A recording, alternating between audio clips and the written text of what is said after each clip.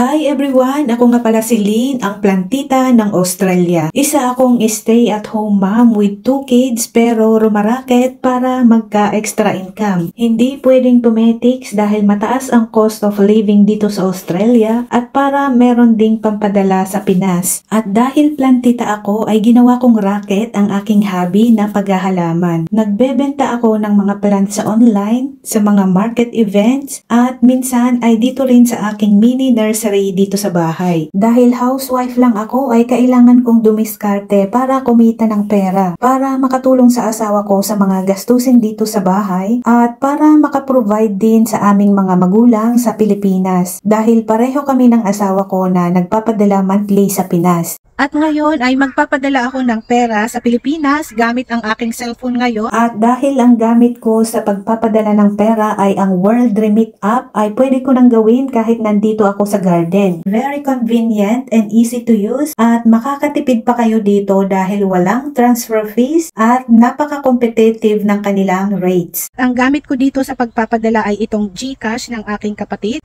I-click ko lang itong send again. Tapos i-type ko yung ipapadala ko na amount sa Pinas. Meron siyang 0 transfer fees. At dito sa promo code ay i-type nyo lang ang plantita para makareceive pa ng $10 discount sa iyong first transfer. Review nyo yung transfer kung tama lahat yung details, then pay using your card details, and then that's it. Tapos na ang ating padala. Ganun lang kadaling magpadala ng pera gamit ang World Remit mga kahalaman. Wala pang isang minuto nakasend ka na ng pera sa Pinas. Gamit lang ang iyong cellphone kahit nasaan ka man ay makakarating na ang iyong perang padala sa Pinas. Kaya ano pang inaantay nyo? I-World Remit mo na yan!